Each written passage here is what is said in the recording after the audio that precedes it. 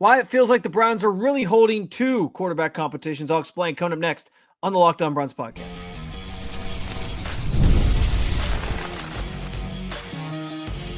You are Locked On Browns, your daily Cleveland Browns podcast. Part of the Locked On Podcast Network, your team every day.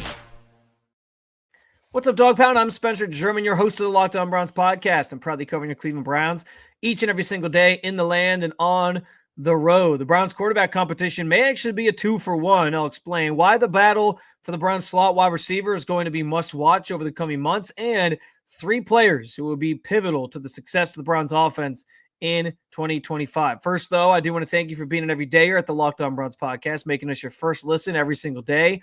Remember, you can find Cleveland Browns content with Locked On Browns every week, Monday through Friday, guaranteed, with bonus content on some weekends, and it's totally free to you. Just hit that subscribe button wherever it is that you get your podcast, and of course at the Locked On Browns YouTube channel, where you can also get involved in the show by sharing your thoughts on anything we discuss today in the comment section. This is your team, so be part of the conversation every single day. And I just get the sense here, and I know we have framed the quarterback competition to this point very much as an open competition. That's what Kevin Stefanski's called it. You know, he said all these guys are going to have a chance to compete for it. But reading the tea leaves on how the first day of OTAs that we were at went and how those reps were distributed. And again, I know I've been telling everybody, don't read too much into these things right now in May or June. And I stand by that. I don't know that we should be drawing like massive conclusions away from any of this stuff. But I do think it became obvious how they view these quarterbacks sort of on the depth chart as things stand right now. It's Joe Flacco and Kenny Pickett who have the inside track to be the starters. They're the veterans of the group. That makes sense. And then it's Shedeur Sanders and Dillon Gabriel, you know, sort of duking it out at the bottom of the depth chart right now to sort of see who jockeys for position, who rises, who falls. And again, this is all just right now based on where things stand in early June. They've only both Shedeur Sanders and Dillon Gabriel have only been NFL players for a little over a month now. Like, it's not that I expect them to have it all figured out and just be immediate starters right now immediately. So it's going to take some time for both of them. And the way that they divvied up those reps, where you saw Joe Flacco and Kenny Pickett handling the majority of stuff with the first team and the majority of stuff with the second team. Dillon Gabriel did get the 5 or so snaps in 11-on-11s later on in practice, and Shedeur got none in the 11-on-11s. It feels like they're actually, this competition is maybe less of a 4-man race for the starting job, and more so like a battle between two guys for the starting job and two guys for the primary backup spot.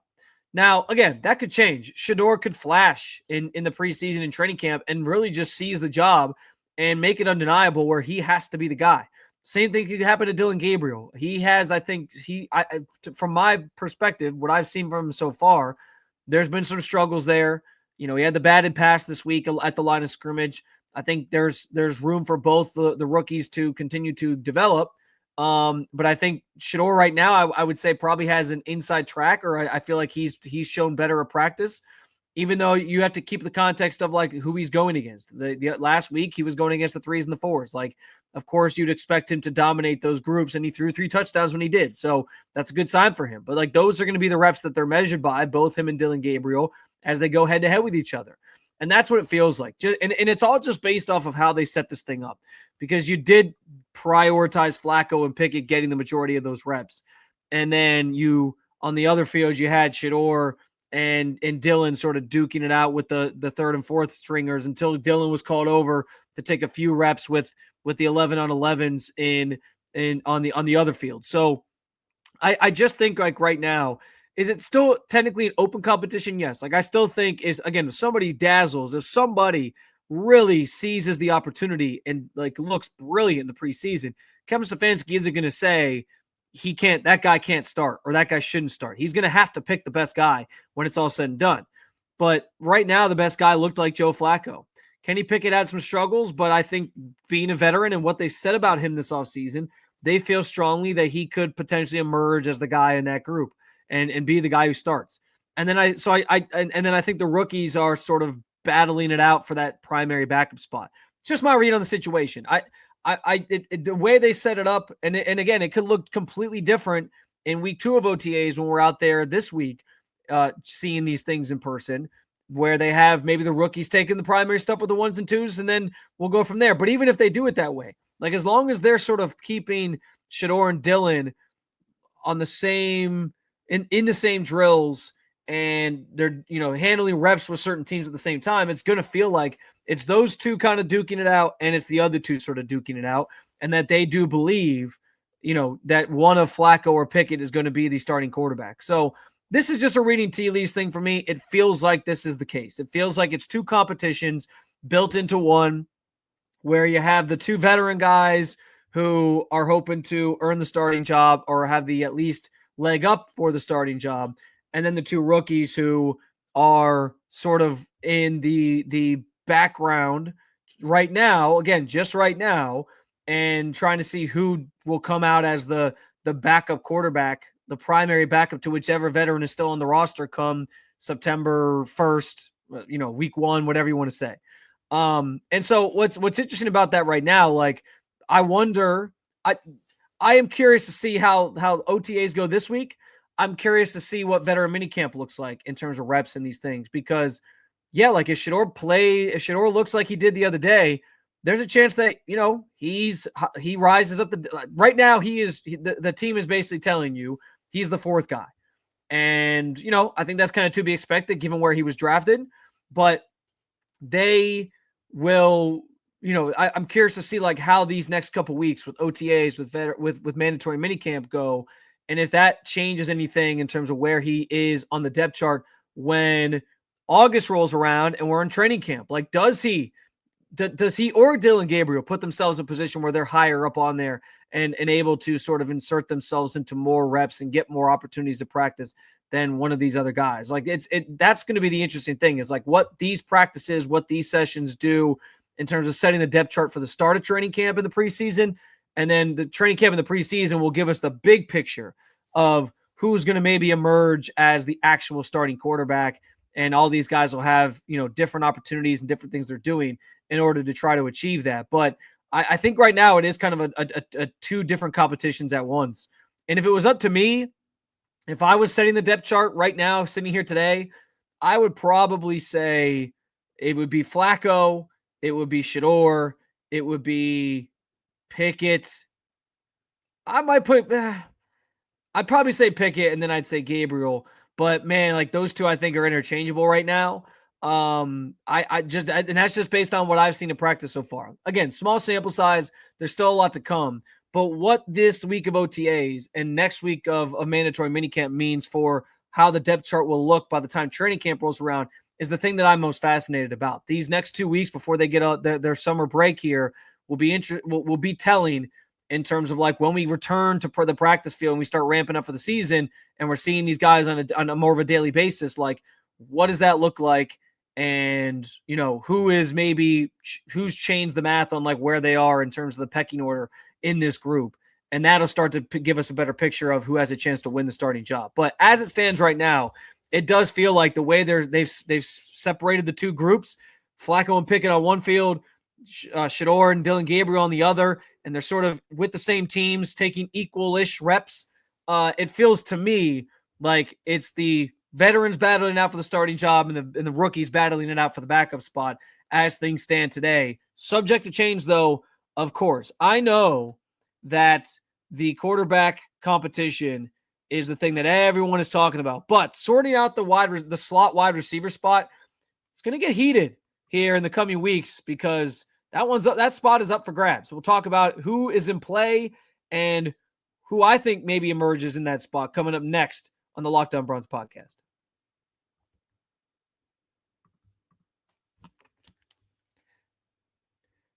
Today's show is brought to you by our friends at LinkedIn. As a small business owner, your work doesn't end when the clock hits 5. Your business is always on your mind, which means when it's time to hire, you need a partner that works just as hard as you do. That's where LinkedIn Jobs comes in to play. When you clock out, LinkedIn Jobs clocks in. I can't say that I have run my own business before, but I have seen LinkedIn on the hiring side where I've had people reach out to me as I've been looking for jobs, or even when I wasn't looking for a job and just inquiring my interest in a potential position.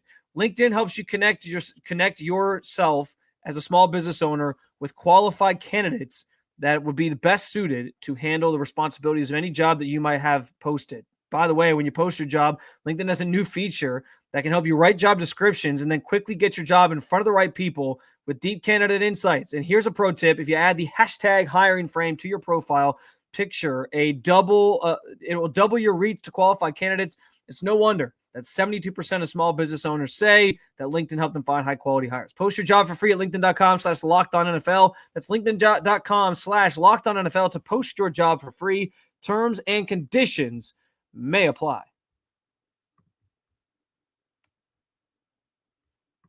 All right, so like I said, I know the quarterback competition is going to be the talk of this town for quite some time now in the coming months as we get ready for the start of the regular season. This is and rightfully so. It's the most important position in the game. They don't have a designated starter to this point. They've called it a competition. So, of course, that's where everyone's heads are going to be. But I've said this already. There's a number of positions that I think are interesting in terms of battles that are going to be sorting themselves out. Defensive end opposite of Myles Garrett is one. Starting safety, the free safety spot is another one. There's a handful of others, but that slot wide receiver spot is one that I think is going to be like must watch both in the coming weeks and during training camp, because we're not going to have an answer until we get closer to training camp, I think, on this specifically. But here's the thing, like we know this room needs some help. I still think that there might be a move up Andrew Berry's sleeve to help bolster it. But as things stand right now, Dionate Johnson from my understanding, is going to be sort of first up in that slot spot. You got Jerry Jeudy on the outside. Cedric Tillman isn't a slot guy, so he's going to stay on the outside. And it's going to be Dionate Johnson who gets the first chance in the slot. Now, he was missing in action on Wednesday. We don't know the reasoning why. I talked about that already. He was the only person I was concerned not being there, but he has been around the team because we've seen him in videos and things on social media that the Browns have posted. But without him there, the next guys up at that spot were Jamari Thrash, day 3 pick from last year, and DeAndre Carter, who's a return specialist that they brought in this offseason. He's going to be your primary returner most likely. And they sort of, if he makes the team, he's going to have a role. So they view his role as a slot guy, it seems like, primarily.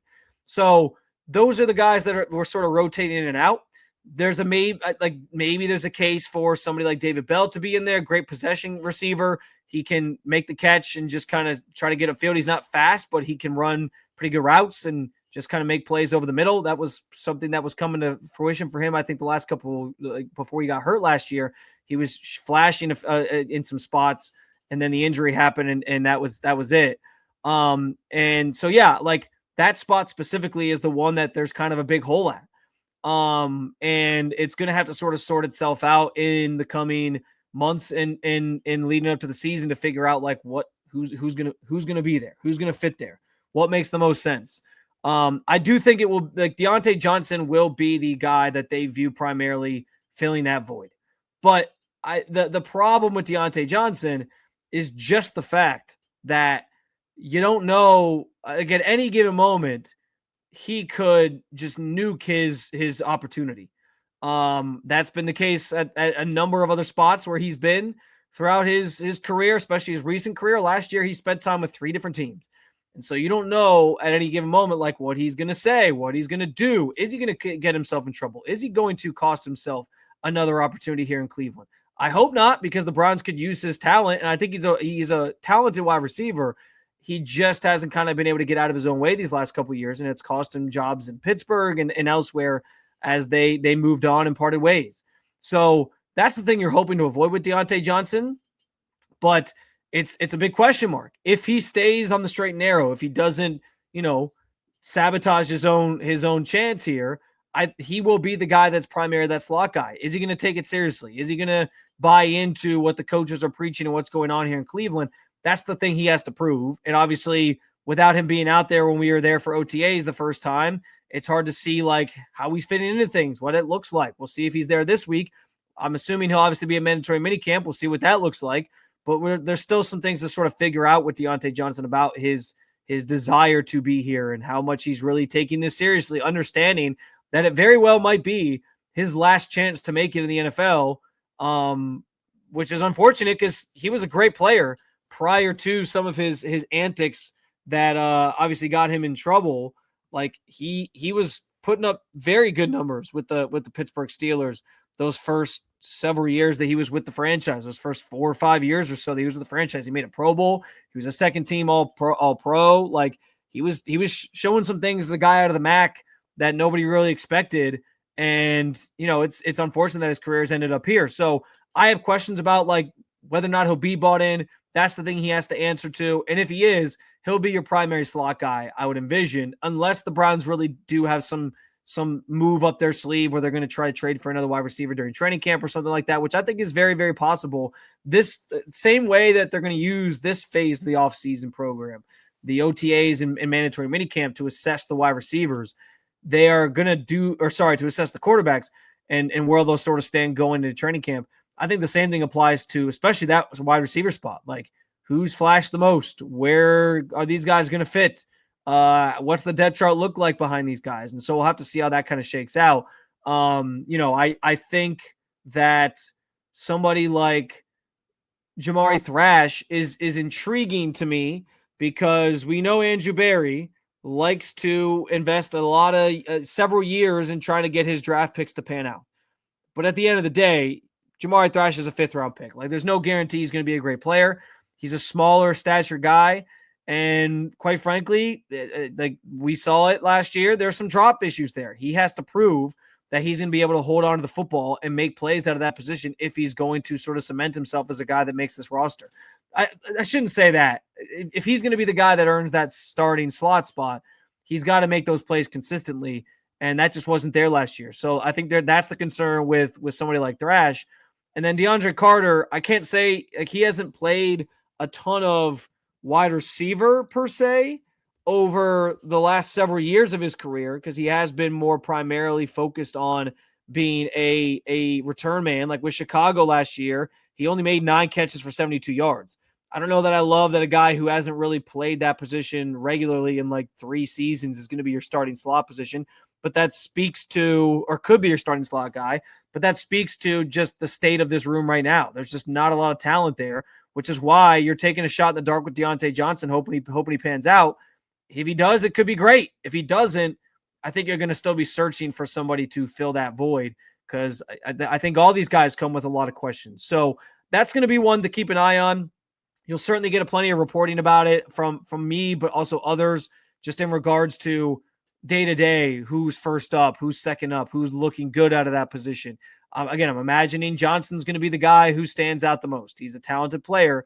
It's just going to be about like how committed he is to what the Browns are trying to do and to the idea that this is like maybe his last shot.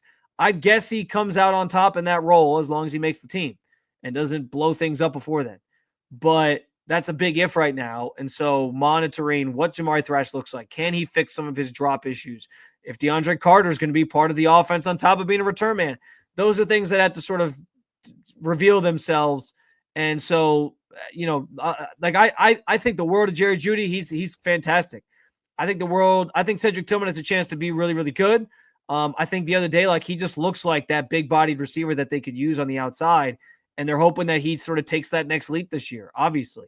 I got decent faith in both those guys. I actually think like Joe Flacco, if he starts the season for this team, I think like he has a chance to really help somebody like Cedric Tillman blossom. And even whoever's out in the slot could blossom out of it. But I also think that, there's some questions there and at that slot position for the wide receiver group, and they have yet to sort of sort themselves out. And, we'll get answers on those things in the coming months. But right now, I think it's probably Dionate Johnson who has the inside track. But time will tell if he's going to be sticking around or not. I mentioned these wide receivers. I mentioned the lack of maybe talent or just players or bodies in general for that slot wide receiver spot. I'm going to give you 3 players that I think will be the most important to the success of the offense next year. And one of these actually piggybacks off of what I'm talking about here with the lack of players and talent at the slot wide receiver position right now. I'll explain coming up next on the Locked On Browns podcast.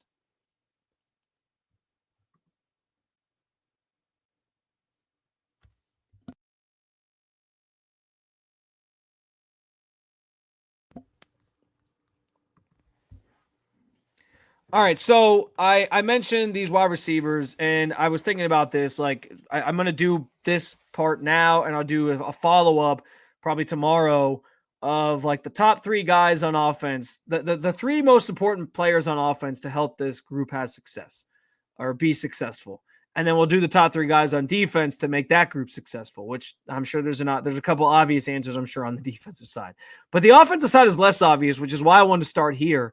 And I actually think that there's a handful of young players, rookies, that come into come into focus for this group in terms of being successful in 2025. Now, I'm going to take the quarterbacks out of it because we know the quarterback is the most important position on the field. We know that if the Browns get competent quarterback play, I've talked about this, that there's a chance the offense is just at least average. And it's not like the bar was so low from last year. It's not going to be hard to surpass what they did a year ago in terms of offensive production if you just get competent quarterback play. And I do think that that's in the cards for this team because I think they will have one of these quarterbacks that I think could play one of all four. I think all of them give you a better chance of the offense looking solid versus like looking better than it did a year ago, I guess is what I'm trying to say. So keeping that in mind, I'm looking more so just like around the offense at like these are the players that are going to be most important to this thing moving, this thing's that like them being able to put up points, this thing being productive. And I start with the guy that a couple weeks ago I highlighted as the guy who's going to be the most impactful rookie on this roster, and that's Quinshon Judkins. Going back to Kevin Stefanski's offense, going back to the outside zone concepts with the run game and not trying to run this variation where you're mixing and matching things that Deshaun Watson does well and trying to build the offense around him. I think Quinshon is going to get a chance to feast. He is going to get a chance to go out. He's going to get a chance to play a lot. He's going to be a focal point of this offense. I think he's going for 1,000 yards. I think he's going for a bunch of touchdowns. And you need a guy that can help you stay ahead of the sticks. You're going to need a guy who can punch in touchdowns for you and score and punctuate these drives with points. He's going to be that player when you're if you're switching between quarterbacks throughout the year, which is the other thing of why I'm leaving out the quarterbacks, because we don't even know yet who it's going to be. So I'm not going to sit here and tell you like Joe Flacco is going to be the most important to the offense being successful, or Shedeur Sanders. I think it could be Shedeur. I think it could be Flacco, but I'm not going to do that yet because we don't even know who it's going to be. So around them, I think, and when you have an uncertain quarterback situation, having a ground game to sort of fall back on and rely on, I think becomes extremely pivotal.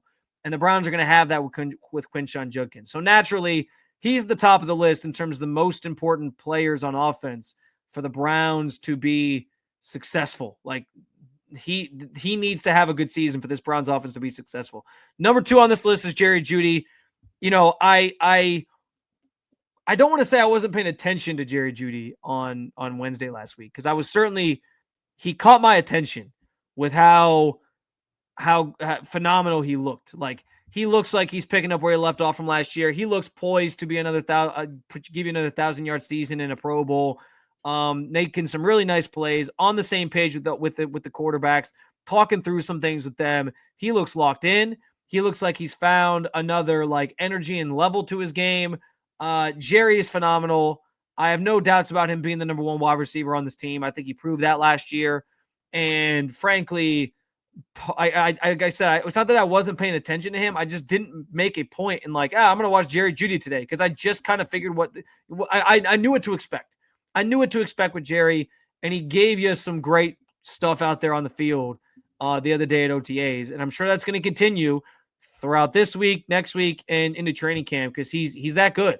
And so understanding that he's as the number 1 wide receiver on this team is going to be super important to this offense kind of moving. I understand. I've talked a lot about getting back to the basics, having a nice, reliable run game, and those things mattering in this offense. But let's face it, like if Flacco starts the season, for example, he's a big play action guy. He's going to try to air it out. He's going to try to go downfield. Jerry's going to be the guy he's looking at primarily. Flacco and Amari Cooper made some sweet music together a couple years ago when Flacco was here for that 5 games. Jerry's the new guy. He's going to find ways to get him the ball. He's going to find ways to make him, use his skills, score touchdowns, accentuate the fact that he's this great receiver. He's going to be one of his go-to targets, if not his go-to target. And so because of that, like Jerry Jeudy is going to be immensely important, especially when you have a wide receiver room that we still have a lot of questions about in terms of how good this group can be. Is Cedric Tillman going to take that leap? What's the slot spot going to look like? There's so many questions around this group that you have Jerry Jeudy to sort of give you at least something solid that you can rely on. And so for that reason, Jerry has to be on this list. And then number 3, which this one might surprise some people, I'm going back to the rookie Harold Fannin Jr. So hear me out on this, because, and this is no disrespect to David Njoku, because I think David Njoku is immensely important to what this team does as well, especially as a blocker. And I think he still is going to be immensely important to what this team wants to do. But that said, if this wide receiver room as currently constructed is what it is when the season begins, and you have some questions there, and you don't feel like it's a very strong group, and it's Dionate Johnson walking on eggshells with him all the time, who's your main slot guy, you might see a team that's running a lot of 12 personnel, frankly. And they do that anyway, because that's Kevin Stefanski's bread and butter. He loves the 12 personnel. We know this. And so understanding that, I thought Fannin already is flashing as a really good pass catcher and a really good just weapon in this offense that's going to find ways to get open. I think he needs to add some muscle in terms of trying to be that blocker, that inline guy. And that's something that over the course of his rookie season, I think he'll be able to do. He'll be able to learn from one of the best in the business in David Njoku. And so I'm optimistic about how he continues to grow in that way. He's a young kid, so he's got plenty of time to sort of blossom here. And so I'm not saying it's a concern, but because he's not quite there yet in that regard, and because he has some room to develop as a blocker and just more physically imposing, and he's not the normal stature of a tight end, he's going to get flexed out into that slot, I think, a lot. They might use him as one of their primary slot receivers because they just don't have a lot of guys to rely on. Again, and that's barring a move that Andrew Berry makes leading up to training camp or whatever to add another slot or another wide receiver to this group. Fine. But I think that could be the case. And if so, Fannin has a chance to feast in this offense and really do some big things. So I'm saying those 3, Quinshon Judkins, Jerry Jeudy, Harold Fannin Jr., my 3 most important non-quarterbacks, keeping that in mind because we don't know who the starter is going to be yet, in terms of the offense being successful in 2025. Do you agree with my answers? Do you have 3 different names? You can hit me up at Spencito_, or jump in the comment section at the Locked On Browns YouTube channel. Let me know who you think the 3 most important players to the offense's success are for this Browns team this year. Otherwise, it's another episode down with you, Dog Pound. Thank you for joining me as always to talk about your favorite football team. More to come this week, including I'll give you the 3 most important defensive players to that group having success in 2025.